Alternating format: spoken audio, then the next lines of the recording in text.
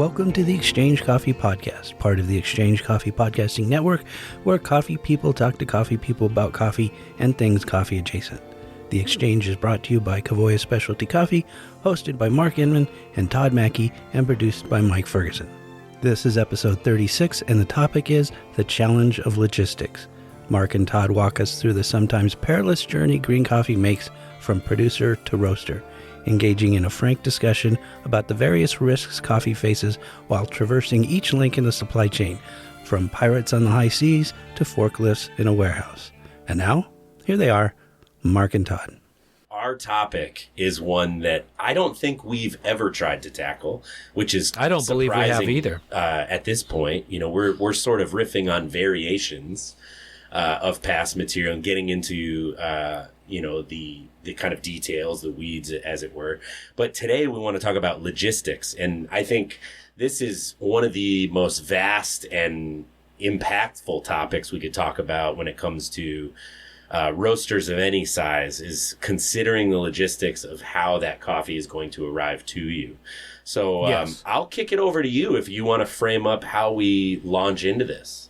Well, I think the way we want to launch into this is, a big portion of what we do as traders here and what we manage for our customers is the logistics side of coffee. In fact, I would say that probably occupies a good portion of each of our days is, selling coffee and recommending coffees and working with clients on, what we think will work best for them is an important part of our job.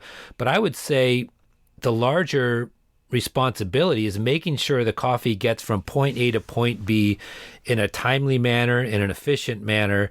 And if you look behind the curtain, we don't often show, what goes into the sausage making of logistics. And the only time customers usually get involved are when they read news stories of port strike in New York or, something to do with U.S. ports. But I would say that is a minor, that's one of many issues that happen in logistics. And so today we're going to take a little dance down all the areas of logistics. Logistics lane. Logistics lane. We're going to walk down logistics lane and talk about the various things that we've experienced in our careers and over time that roasters need to be aware about. And how to manage these crises when they do come knocking at your door. Sure. I don't think there is a question I have been asked more during my tenure in green coffee than, where is my coffee? That is easily the most asked and answered question any day of the week that I'm working. Sure. So, yeah, let's do it. I think, what might be prudent here is we can track the logistics process for any given coffee. And right. And really the lens to apply here as a listener is, where by Incoterm, like where you are buying coffee. So Incoterm right. Meaning, are you buying coffee at the warehouse free on truck, FOT? That's probably 90+%, at least by the count of sales themselves or contracts. Customer mix, yeah. Yeah, the most transactions in the North American market would be FOT. Second to that might be ex-warehouse, meaning coffee that's exchanged within the warehouse. And then, of course, the other common and certainly increasingly common distinction by Incoterm would be FOB or free on board. So maybe let's start with a coffee that, as it's being processed, we'll take it from the farm through the gate and out to the port, and we'll sort of pick up at these various stages. But depending on how you're buying coffee, whether that's how you're aspiring to buy coffee or how you're currently buying coffee, not all of this is a concern for you. Yes and no. I would say if we start at the mill level and deal with FOT mill, and then identify each step and what can potentially go wrong for you and historical areas that have gone wrong in these steps, you may not be aware that there's a problem, but most likely there have been problems for you. It's just that someone like Todd has mopped up the mess before you've seen it. Well, sure. At that stage, it's our problem. Yeah, it's our problem. But to understand what goes into it, and hopefully the takeaway, dear listener, is that you realize that working in importing coffee or buying coffee from an importer, especially if you're doing forward contracts and buying direct, it's not like ordering Harios off a shelf in a warehouse, which I'm sitting in right now. Because there is so many things that go into it, and there are so many areas for this to go wrong that you need to give yourself, in every case, a little more leeway to anticipate the problem that inevitably is going to occur. So when Mark says FOT mill, we're talking free on truck, but we're talking free on truck mill in the producing country, and this may be a mill at the farm level in the case of like a micro mill, Sure. Very common in all origins at this point, but certainly most common within an origin like Costa Rica, for example, where micro mills are almost more common than large centralized mills. Yep. Landlocked East African countries that have to move it to port through sometimes multiple borders. Yeah, so someone is certainly buying this coffee at that stage and by that term. And so what we have is effectively finished coffee in bags that is ready to be lifted onto a truck chassis, typically in containerized form, right? Yes. And then moved to port. So what happens here? What are the considerations? I mean, obviously, talking a country like Burundi or DRC compared to Honduras, for example, right? We're going to see different levels of complexity. But what are the things that you consider as a buyer who might be buying FOT mill? And working out a deal to get this into a roaster's hands? Well, whether you're a buyer buying FOT mill or you're a buyer buying FOT landed warehouse, we have to buy that coffee in some cases on your behalf, FOT mill or FOB, which we'll get to at a later step. And understand that given certain years, like Burundi, for example, or DR Congo, you have to cross multiple borders in a truck with that coffee to get it from that mill to the port to go on the boat, meaning FOB. And a lot can go wrong there. Imagine border crossings in East Africa, and imagine years. I mean, certainly this has happened numerous times, years past, where coffee prices are extremely high, where it behooves somebody in that route to hijack that truck. And what often happens is either they just steal the truck outright and that value of coffee just disappears, or they have done things like cut the hinges off the container, leaving the seal intact, removing good coffee and filling it full of some other coffee of dubious origin, and re-welding those hinges back on, so when the container arrives in port, it looks like nothing's gone wrong, but in fact when you open the doors, it's a mess. Or I've seen people cut panels out of the side of a container, re-weld it, and then spray it in route. So they're working in conjunction with the trucker in that case. Those are things that can and do happen. And when you look at a container in a $3 market, a container of coffee could be easily worth $250,000, $400,000. And for somebody in country, that is a very interesting thing to think about stealing. Yeah, no, it's only in a very appreciated market where that really becomes the thing. I mean, that's it. At that point, we wind up having more common to see armed guards, delivering trucks and stuff like this. Typically in a normal market, one of the great things about coffee is its stability. It's not a perishable vegetable that maybe a rebel group would steal to eat. It's not high value sort of heirloom commodity. So, it's very heavy, very cumbersome. So to steal it, the market has to be very high to warrant that kind of outlaw behavior. Sure. But yeah, certainly happens. I mean, one thing I was going to say is just like when you talk about such a distance over road, you're particularly vulnerable to weather. So, if rain has been particularly bad in certain mountainous areas, we're not talking about paved roads in most cases. Right. Just getting this coffee physically from one place to the other in some cases is, a long period of time and a harrowing journey. So, that is something that we certainly, especially within the landlocked countries in East Africa, I mean, we've started to have to create penalties in our contracts to drive accountability on delivery dates for coffees that are, bought FOT and are supposed to make it to Dar or Mombasa at a certain time to ensure that the quality is actually what we sampled.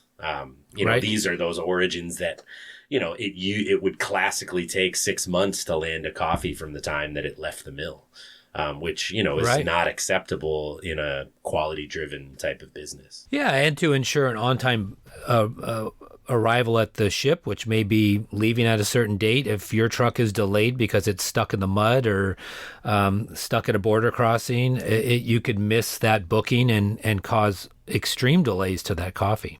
So let's assume we have safe passage to the port. Sure. What happens next? That coffee is on a truck. It's got to get on a boat. What happens? What changes hands? Who's responsible?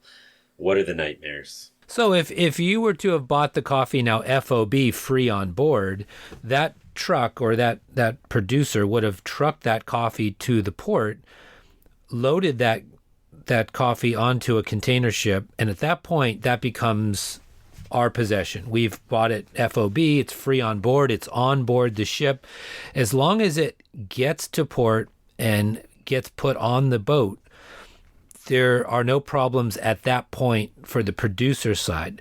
Our problem then becomes the voyage, the ocean voyage of that coffee. And there are numerous examples where this can go wrong. What used to be back in the day when you would book passage on a ship, it was in many ways like booking an airline ticket. You were flying from like I'll be flying from San Francisco to Providence pretty soon here for some meetings. And if I bought a ticket that was a direct flight, the flight would leave in San Francisco and land in Providence. And the price of that ticket was set. We would get a rate sheet for the year of these are how many containers you're going to move from, say, Santos, Brazil to New York, and therefore your rate is X. During COVID, what was happening, similar to the airline industry example I'm giving, is, Todd booked his flight from Santos, Brazil to New York at a rate of, let's say, $2,000 ticket. And it's like, sorry, Todd, you've been bumped from that flight. If you'd like to rebook the flight, it's now $9,000. And we saw that case happening over and over and over again during COVID because of container shortages, of shipping lane changes, a drop in workforce to help load these containers. And in some cases, if we were to have sold you coffee and when we sell you at a price, we already calculate interest rates and shipping and all of that. The shipping rate we are working from is that rate sheet. And when they quadrupled or tripled the rates, we weren't always necessarily able to go to the customer and say, sorry, I know I quoted you this, but now I really need that. Millions, tens, I would even argue maybe hundreds of millions of dollars were lost industry-wide with the shipping crisis that was happening during like the 2021 to 2023 period. That was impossible to recover. So that is one problem. Second problem is, using my airline analogy, I book a direct flight from San Francisco to Providence, direct. In midair, they decide to go via O'Hare, land at O'Hare, and say, okay, your next flight to Providence is in 1 month. Have fun. And I would sit in the airport for 30 days waiting for my next flight. In many cases, what would take 60 to maybe 70 days to get from, let's say, Belawan, Indonesia to San Francisco, all of a sudden was taking 8 months because the containers were being, what the term is, transshipped in Beijing or Busan, Korea, and the container would just sit there on a hot dock baking away in the noontime sun for months on end. And what you saw were extreme delays in arrivals for customers and pretty significant drop-offs in quality of that coffee. Yeah, God forbid in these cases you find that the coffee was at the top of a stack. I mean, I had numerous interactions with people that, the only thing they could say as like a carrier who was advising, hey, yeah, your transshipment is pushed yet again. Right. The ship came through and there was no room. I mean, it's literally like, you're flying standby and no room because we had, this ripple effect of container shortages throughout the world because it's such a delicate balance of what is flowing where. Right. That, the number of vessels through was diminished. The amount of space was slashed. And the best thing that someone could offer you is, well, I know that it's low in the stack. It's out of the sun. It's low in the stack. And you're like, okay, well, I think I would rather just hear that it's not going to stay in Panama for another 3 months. Right. Yeah. And so obviously mega effects on quality and, certainly like delivery timeframes are out the window. The biggest disparity for me, just to demonstrate the scale of like, surge pricing that we experienced. I had a container going from Santos to Vancouver that we should have otherwise paid $1,900 for. Right. And it was $16,500. Yeah, that was crazy. And that was happening all over the place. Oh yeah. No. So like 40 cents a pound for that container of coffee in just the hard costs of freight. Right. Insanity. And that's one of the heaviest shipping ports in the world. It is the busiest port, if I'm not mistaken, at least was at a time, the busiest port in the Southern Hemisphere. And so, I mean, massive. It's a great sign of just how impacted things were. But other things that can happen, I mean, you wind up with delays at ports. One thing, I mean, this year has been a great example, though horrendous experience, but the port of Djibouti in Ethiopia, we've dealt with containers arriving to port, shipping freight carriers willing to take bookings, and by the time the coffee has arrived, they've now suspended service. They're no longer servicing the route, and coffees have unfortunately had to stay there, hopefully at the bottom of the stack. Right. But like, we've had so many stories this year in Djibouti of coffee just being held up at sea level in the sun and with not a real concrete sort of timeline as to when it's going to go afloat. So, that's an interesting aspect of owning coffee before FOB, right? Because technically free on board is where the coffee is passing the rail of the vessel and loaded on. So at that point, the FOT mill buyer, in most cases, the exporter of note, is the one who is at risk until that point. That said, if you've bought the coffee FOB and you're just awaiting the coffee going on, I mean, that's you're most certainly looking at your watch, as it were, so to speak. Right. Counting the moments as well. So. Yeah, and Todd brings up Djibouti in his example, and the reason why Djibouti, or I guess the entire Red Sea, you were seeing these delays were due to what used to be back in the day Somali pirates on pontoons trying to hijack the container ships for money.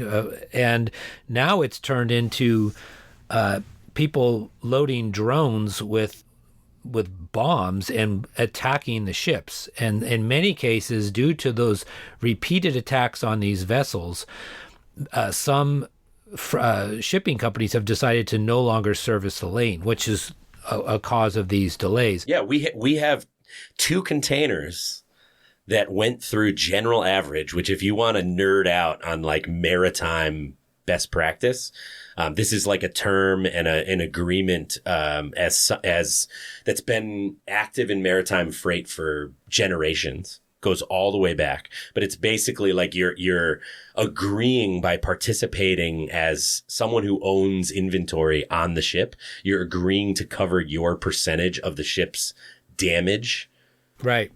If they take any sort of like catastrophic weather event or force majeure, act of God, attack by rebels.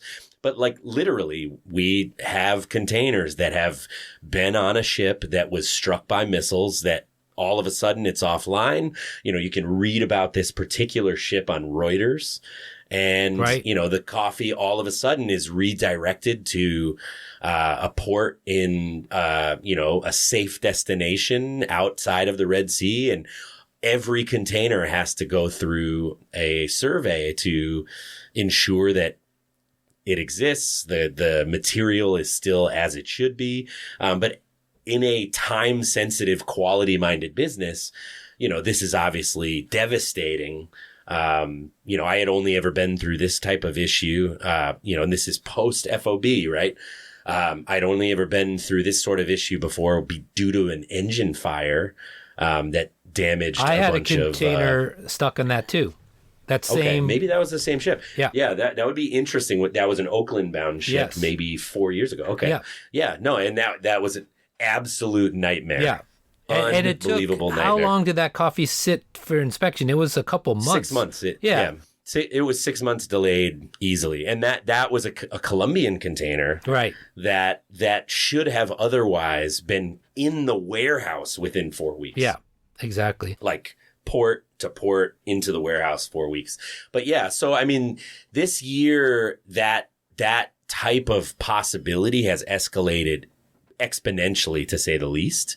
There currently, or at least as until very recently, was only one freight carrier willing Right. to take coffee out of Djibouti, and we can't even track it because they can't, for the sake of the crew Right. and the safety of the goods on board, they can't even post their target locations. Sure. Right. And this is the type of thing that, like, I think when you're in a, you're in a roastery in a hip part of town, you kind of forget that, like, hey, this is a logistical challenge that the main, sort of, namesake product that your company deals with is dealing with. It's like something that has to be managed. So. Yeah, and I think that's the thing. I mean, for years I have pushed this kind of wherever I've been in coffee, but I do think that the end consumer or the end, our customer is detached from all of this. And this is probably this piece of the FOB to landed is where the most crazy thing, the most crazy things happen. That I've always wanted to do a live stream, a full live stream, like boarding a container vessel, say in Santos, and taking it all the way to Oakland and either broadcast live or, it's 24 hours a day. If I get seasick, this is what it's like to be on a vessel. I go out and look at the containers and see how wet they're getting because, damage to the inside can happen. Having probes in one of our containers to report the temperature fluctuations that these containers go through as they make their way. I think for many customers to tune in whenever they want on a live stream and see that would be fascinating. And not that I want to do the Red Sea right now, but even to the extent that is a real thing. These aren't just like Indiana Jones tales we talk about at bars. This is stuff that happens every day. I think I've always felt that piece, fleshing that out more, would be valuable to a lot of people. And then my second thing here is just more of an insert note for producer Mike here, that when you were mentioning maritime law, were you ever a fan of Arrested Development? Yeah. Oh, yeah. Michael Bluth with maritime law, and he was in the Peter Pan play as the maritime lawyer. There's an insert of the musical part of the maritime law thing he could insert into your story about general average. Yes, there. please. Yes, please. What kind of law do you practice? Maritime law. Lawyers of the sea. I think that, you dropping this idea, I mean, we've talked about this idea for you ad nauseum. I mean, all the way back to season 1 and 2. Yes. I mean, this predates The Long Dark Night. This shows you how nobody Exchange. listens to me. I mean, it's on air now, so I think we may see this come to fruition. Yeah. In the new year, let's work on it. I think it's genius. We could you and I could do it and have basically a 24-hour podcast that just never ends during that journey. I'm happy to jump on maybe a like a Cartagena to New York, or something an short, 8 to 10 a short day journey. You could do Guatemala to Houston. It's a 4-day journey. Yeah, that would work. Yeah. I would do that. Okay, awesome. Okay. So maybe what we do is we put it out to customers that they can pay a small premium to make this so, and we can offset some expenses. Well, or to the listener out there, if you think that would be valuable to you, email us mike.ferguson@kavoya.com. Chime in with your votes and your thoughts, and if it is, you'll get to see Todd and I vomit over the edge of a ship for 4 days. Yeah, and that's something, it's a sight to behold. I mean, that's a long way down. Yes. So there's just a wide variety of issues on the water. There's potential catastrophe, there's time, there's transshipment. There's even on the voyage, containers not packed properly, holes in the container and water getting in. Stained bags, moldy bags. Condensation inside if we're not doing, desiccant bags or cardboard lining, to stop any sort of drip moisture from condensation. Yep. In particular, when you get a hot container to a cold port of arrival, this is like, I think, you think of like the Northeast in the winter. Right. There's a lot that can happen here. So we wind up with... Understandably, we wind up with, on the arrival and unpack, a bit of a curveball. It's not unusual to have damage, whether by moisture or, other kind of, impacts on the coffee itself. As it's being unloaded, we have to deal with the question, okay, where is the line of what is acceptable and what is not? Right. I mean, it's not to say that, we have to accept damage on everything, but, this is, as it's been for a long, long time, normal for this type of agricultural commodity. And so that's not unusual in specialty. I mean, it's one of the biggest reasons, one of the biggest backups for why we use hermetic liners like EcoTact or Grain Pro. When we're shipping coffee more or less across the board. I mean, at this point, we will only leave sacks unlined by request. Whereas when I got into the business to start, it was like you only got liners when you requested. Yeah, when you requested. So it's kind of flipped. Yeah, and understand the the savings in going unlined. There's a lot of risk involved in that. Moisture in the containers and condensation is a real thing. It happens way more than most people imagine. And if you're in a liner, not to plug any one product until they start sponsoring the show, that saves you from all of these headaches. Sure. Yeah. Okay, so we've landed at the port of arrival. Let's say we're cruising into Oakland or New Jersey. What do we have to look out for there? So when you come into the port, well, in the case, let's talk about New York recently. So there was a port strike that a lot of customers called us about. And the assumption by many customers was that if there was a port strike, that meant the warehouses were closed because they're on strike. And that was not the case. So coffee that has already landed was able to be purchased and released and moved. It was coffee arriving at port. There was no way to unload that coffee off the ship, or if it was unloaded on the ship, it sat on the port. It would not, what they would, call stripping in, or, having it landed and then picked up to go to the warehouse. And many customers were concerned that this strike was going to last weeks on end. And rarely has that ever been the case. As many people saw in the news, there was even talk of the government forcing people back to work to bring goods in. But regardless, always with the amount of globalization that is, our reality here in the U.S., there was going to be an agreement reached quickly, and it lasted about 3 days. But in that time, you could be paying, or say if the container lands in the case of COVID and it's not on the top stack, like you said, it's down below. Sometimes you get notice from the port, well, you can't pick up the container because it's deep in a pile. And while, you have so many days on the dock where it's not being charged, but after that time, you're being charged a pretty significant rate while that container's sitting there. So ideally, you want that container available to be picked up within a week at least. But during COVID, sometimes those containers were sitting there 18, 20 days, 25 days, while you had this backlog of containers in the deck or on the dock, and not a lot of people working to strip those or get them ready to be picked up by the warehouses. Yeah, which translates to long lines at anchor. Right. And then that translates to shipping lines claiming force majeure and, being able to just skip these ports altogether. Which was happening in the case of Seattle. They were just bypassing Seattle, going to Vancouver, or bypassing Oakland during COVID and going straight up to Vancouver as well. Long Beach, well, at that point, we were scrambling to find an open port to put a container, because the shipping lines were, I remember, I lived near the port of Oakland, and, you would drive down there and there would be hundreds of container ships sitting on that water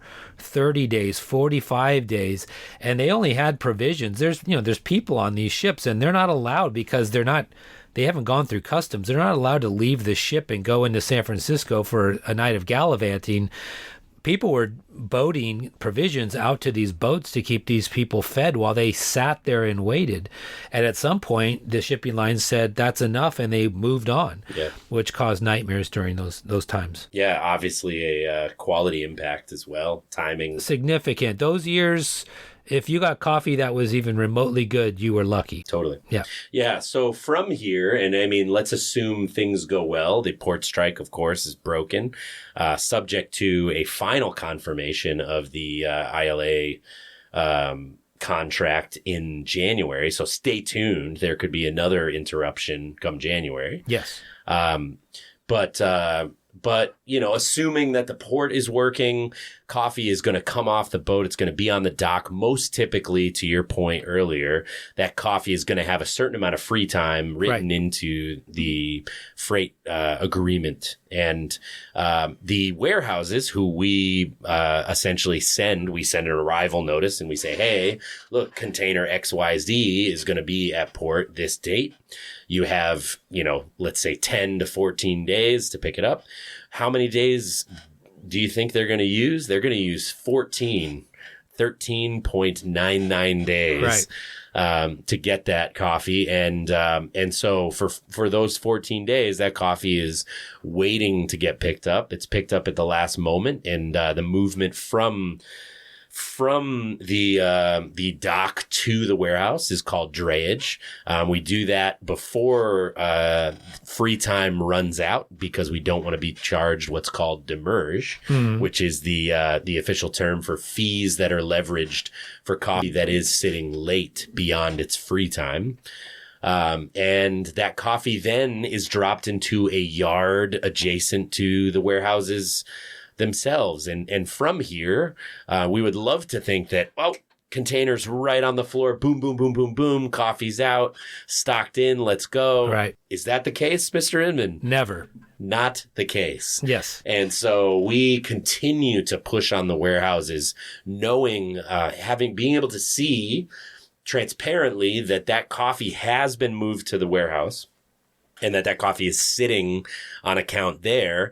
It is typically a number of business days until we get what we call the stripping report, right, which is the actual count in. Is there damage? What kind of damage? Do we need to recondition anything? Do we need to do anything to shore up the coffee? But there are these many bags of this lot. They are put into this cargo ID, this cargo hold, and then we get the details that allow us to essentially ship out coffees specific to lots for specific customers, that might have been waiting on that coffee. Or we get to the place where a coffee can go up on our website, for example, as a, quote, spot offering. Yes. And this means that coffee is effectively on the shelf in the warehouse ready to sell. But before that happens, Todd, there's one more potential snafu in our plan here,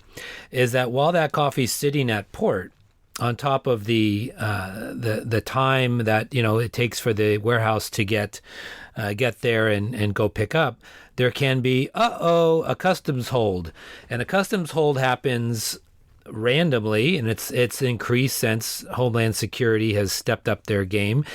And these usually are containers coming from countries they deem to be problematic for one reason or another. No coffee countries have ever been problematic for unrelated reasons. None come to mind that I can think of. It's okay. Yeah. Well, that's good. Yeah, usually like where televisions or shoes are made. But no, of course it's coffee, usually exclusively coffee producing countries. And for customers that are expecting, like they hear from us, the ships arrived at port. Some roasters have it in their mind already a clock being established because they know port to pick up is about a week and then a couple days to be stripped in. That's when I can get my coffee. But if it gets flagged for customs hold, that can be an additional, what used to be 5-6 days. Now it can be up to a month. I had a container recently that sat in port for 32 days on customs hold.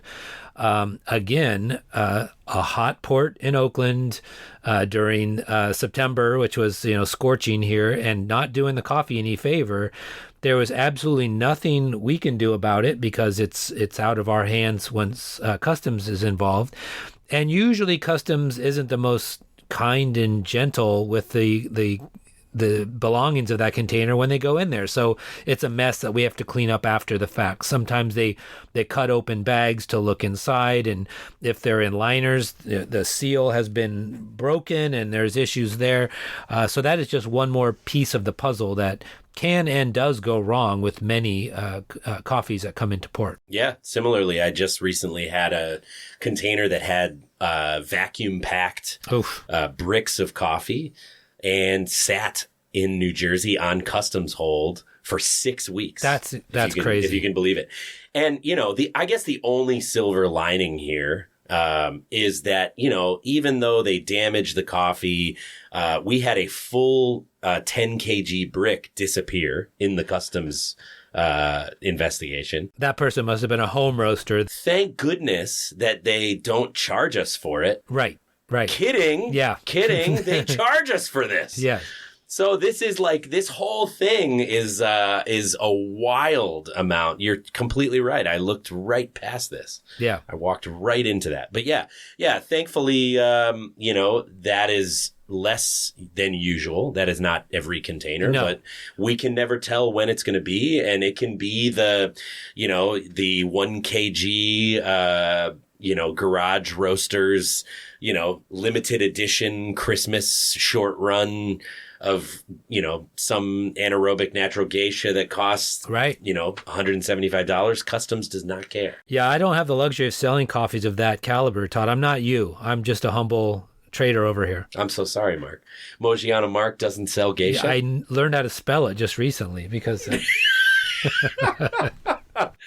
Okay, coffee's in the warehouse. What do we do now? I mean, first thing we do is cup the coffee. We sample the coffee and simultaneously send a sample to the customer if they're part of the if the coffee is owned by the customer, they cup it, and we cup it to corroborate, to make sure there's no quality issues. Of course, if any of these nightmare situations come to pass, we're of course cupping with a keen eye of making sure that nothing has happened to threaten the baseline. But, once we have the coffee, quality has been assured, customer has approved the arrival, maybe it's an available coffee, we start to pass samples around and push it out to our customers.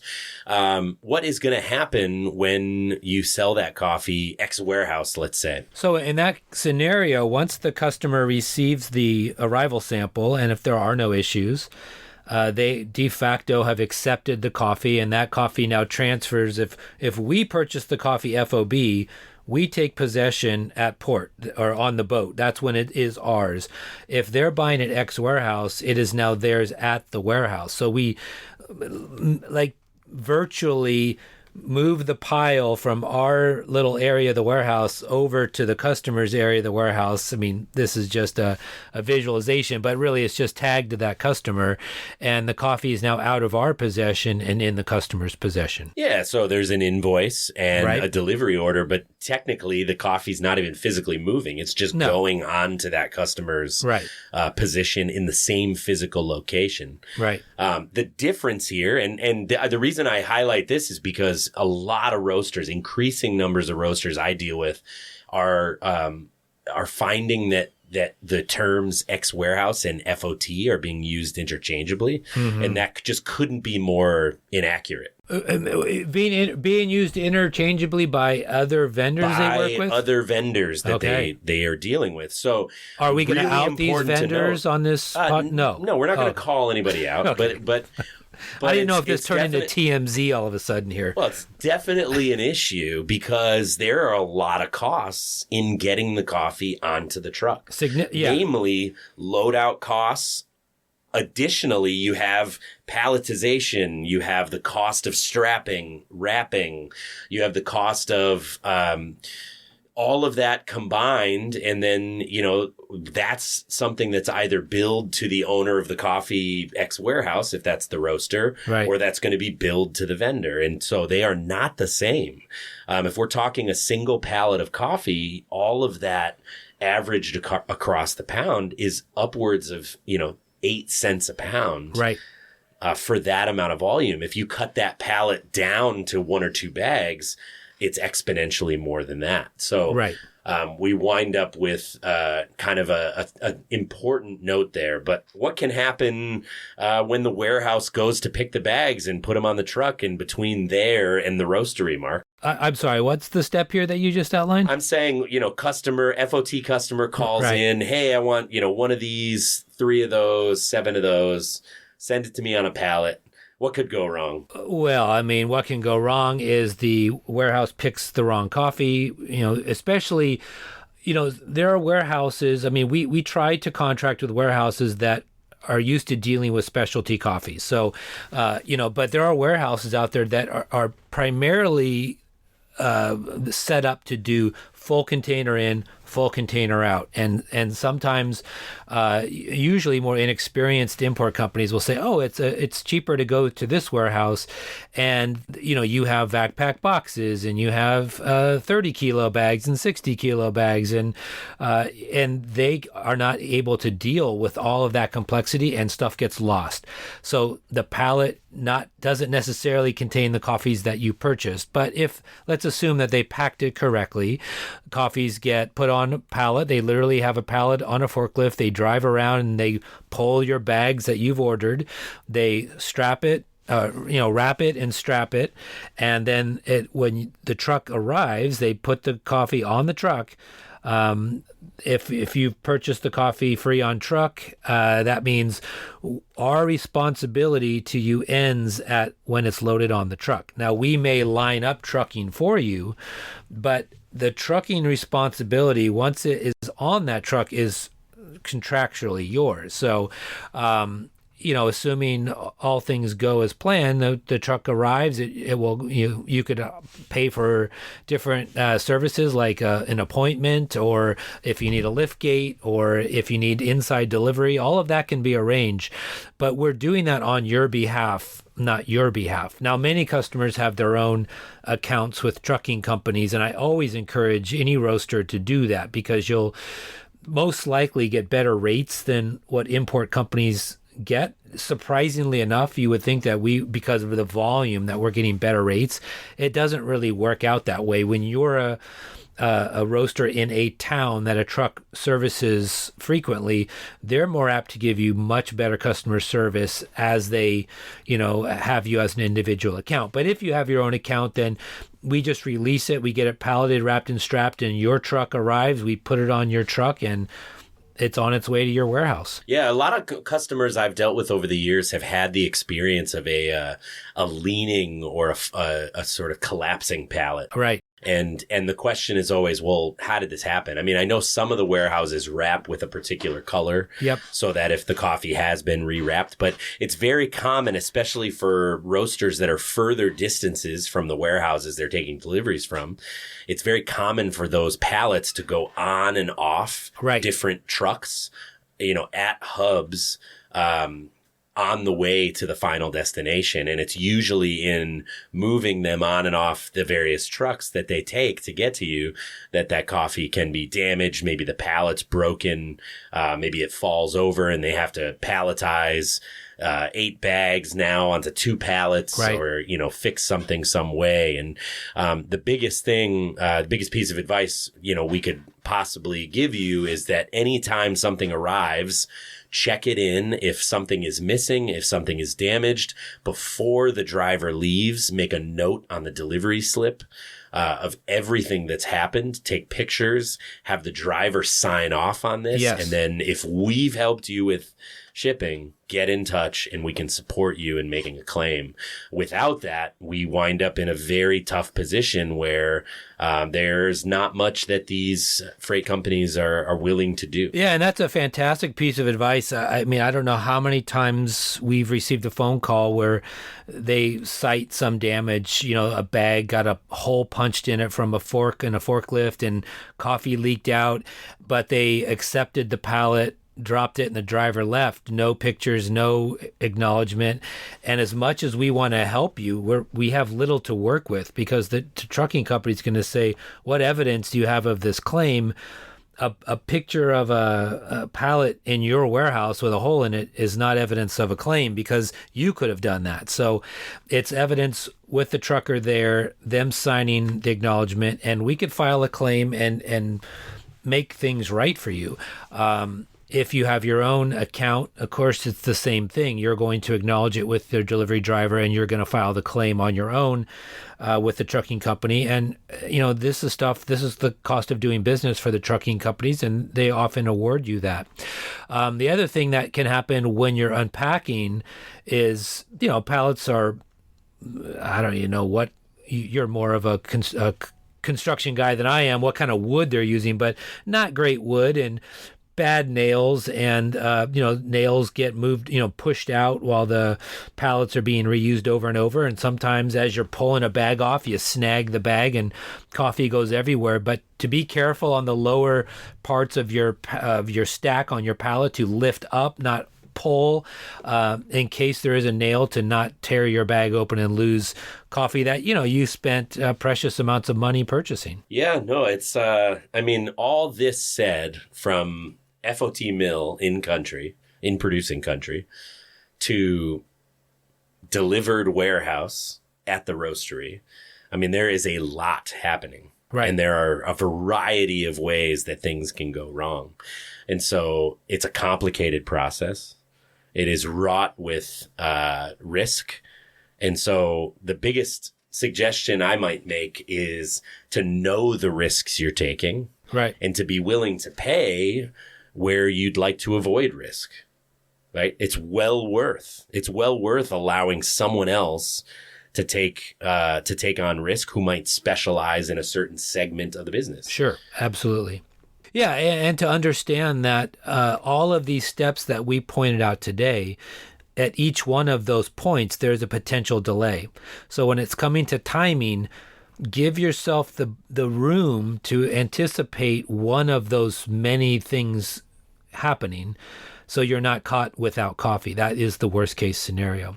This reminds me, Todd, of a story I heard from a very famous coffee buyer who was a former importer named Phil Maloney over at Pete's Coffee. And Phil was sourcing coffee a lot out of Papua New Guinea back in the day. And he tells this story that often he would buy the coffee and, he would be waiting to get it to port, the same thing. And the story he would get back was, oh, there was a mudslide and, the coffee's delayed or the truck got damaged and we have to take longer. And so he uses this example of the mudslide as one of the potential problems. So whenever now he's a buyer and he's talking to you about, any issue that comes up, it's what's your mudslide, Todd? Because there is a mudslide there somewhere. It may not be on the road, from the mountains of New Guinea down to port, but it's somewhere you're having that mudslide. And I find in our position that a big chunk of our work is solving these problems, and that's which makes it exciting. It's kind of like being an emergency room person where you're just trying to stop the bleeding and get the patient healthy, but it's it is the reality of the job. And for some people that back when I was a roaster and I heard, I'm gonna, everyone was doing direct trade, and there were some roasters that were saying, well, we're gonna cut out the importer altogether because they bring very little value.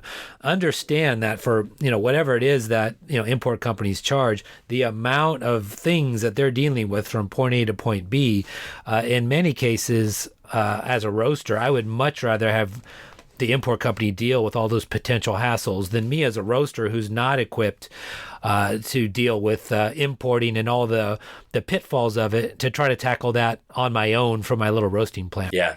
Well, now that I'm sufficiently stressed out by, all that we have to worry about, I'm sure that we'll walk back into the office and find that any number of these things are going on unbeknownst to us. Yes. In certain pieces of our business. But anything else that we should cover before we let the topic of logistics go? I sincerely hope, as an addendum to this episode, that we get a few words from Colleen Walsh, our head of logistics, inbound. I would love that. That would be amazing for the wealth of experience that she has around this topic, particularly upstream. And I think it's all the more reason to be grateful and to sort of celebrate when nothing goes wrong. Yes, and that would be fantastic to get Colleen on here, especially because you and I lean on her so much in our day-to-day activities. We like to pretend we're solving all the problems ourselves, but actually she is our magic little ace in the hole that helps us out half the time. That's for sure. Well, Mark, as always, it's been a wonderful pleasure. Yes. This is one, I'm going to have to take a little bit of a walk to shake some of the stress off, talking about all of these issues. But certainly something that anyone who's listening should take to heart. Plan with extra time. Keep extra inventory on hand. I mean, it is always a good idea. Wishing you all listening the very best until the next time. For The Exchange and Covoy Specialty Coffee, I am Todd Mackey. And I'm Mark Inman. Have a great day. Bye.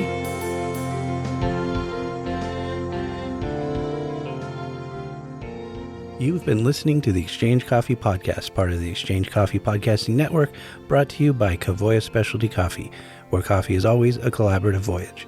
The Exchange is hosted by Mark Inman and Todd Mackey and produced by me, Mike Ferguson. Our free theme music for this episode is On the Road by Matteo Mosca. Remember, you can always email me with questions, thoughts, or the name of your favorite maritime lawyer at mike.ferguson@covoy.com. Thanks for listening, and now your postscript. Hey, listeners. Mogiana Mark. It was sure to maintain the Mogiana Mark reputation.